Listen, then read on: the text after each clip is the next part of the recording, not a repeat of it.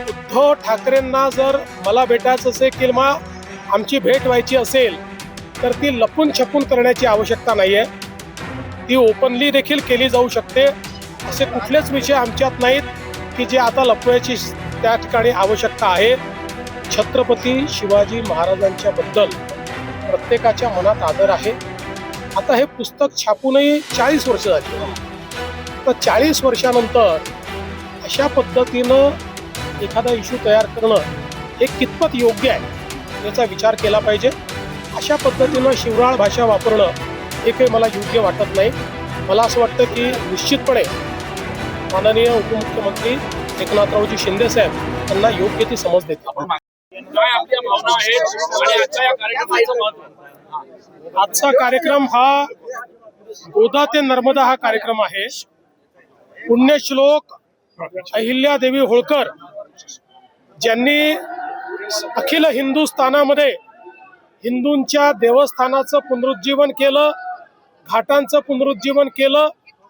त्यांची 300वी शताब्दी चाललेली आहे. त्या शताब्दीच्या निमित्ताने महाराष्ट्र शासनाने आमच्या जलसंपदा विभागाच्या माध्यमातून एक अतिशय सुंदर असा हा कार्यक्रम या ठिकाणी गोदा ते नर्मदा अशा पद्धतीचा आयोजित केला आहे. या कार्यक्रमाच्या माध्यमातून एकीकडे आपलं जे काही आपल्या नद्यांचं महत्त्व आहे ते महत्त्व आपण विशद करणार आहोत.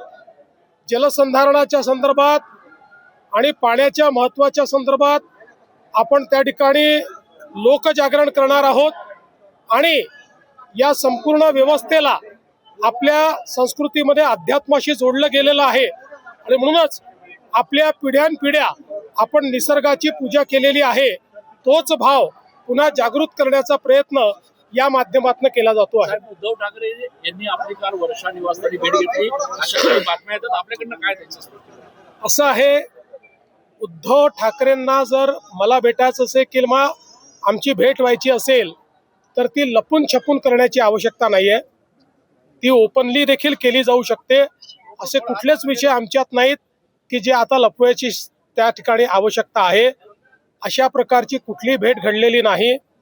काही लोक जाणीवपूर्वक चुकीच्या पद्धतीनं खोट्या बातम्या देतात. या खोटारड्या हँडल्सवर त्या ठिकाणी नोटीस बजावली जाईल. बागेश्वर धाम यांनी असं एक वक्तव्य केलंय, अशा प्रकारचं विधान केलंय, त्यामुळे टीका होती. इतिहासामध्ये अशा प्रकारचा कुठलाच दाखला आपल्याला पाहायला मिळत नाही. मुळात आपल्याला माहिती आहे की जे काही महापुरुष असतात त्या महापुरुषांबद्दल अनेक लोककथा तयार होतात. वेगवेगळ्या राज्यांमध्ये वेगवेगळ्या प्रकारच्या लोककथा असतात. आपल्याला माहिती आहे रामायण आणि महाभारताच्या संदर्भात अनेक लोककथा आहेत. त्या सगळ्याच इतिहासावर किंवा त्या ठिकाणी परिस्थितीवर अवलंबून अशा पद्धतीच्या त्या ठिकाणी तयार होत असतात किंवा झालेल्या आहेत.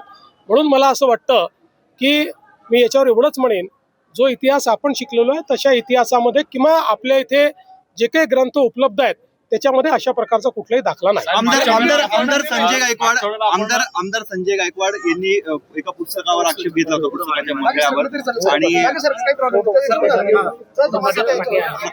आणि एक तर गोष्टी समजून घेतल्या पाहिजेत. त्या समजून न घेता आपण जेव्हा साकांड तांडव करतो त्यावेळेस ते योग्य होत नाही. छत्रपती शिवाजी महाराजांच्या बद्दल प्रत्येकाच्या मनात आदर आहे. आता हे पुस्तक छापूनही 40 वर्ष झाली आहे. तर 40 वर्षानंतर अशा पद्धतीनं एखादा इश्यू तयार करणं हे कितपत योग्य आहे याचा विचार केला पाहिजे. आणि विशेषतः अशा पद्धतीनं शिवराळ भाषा वापरणं हे काही मला योग्य वाटत नाही. मला असं वाटतं की निश्चितपणे माननीय उपमुख्यमंत्री एकनाथरावजी शिंदे साहेब त्यांना योग्य ती समज देतात. अधिकाऱ्यांची बैठक आपण समाधानी आहात, जे काही कामं सध्या कामं चांगले चाललेले आहेत. अजून त्याला गती देण्याची गरज आहे. आता पुढेही अजून आमच्या खूप बैठका होणार आहेत. विशेषतः आता पुढच्या काळामध्ये लवकरच आम्ही आखाडा परिषदेसोबत आखाड्याचे जे आमचे सगळे इथले आखाडे आहेत त्याचे सगळे आमचे जे महंत आहेत त्यांच्यासोबत देखील एक बैठक घेणार आहोत. आतापर्यंत काम समाधानकारक आहे, पण एकूणच कालावधी पाहता त्याला अधिक गती कशी देतील हा आम्ही प्रयत्न करतो.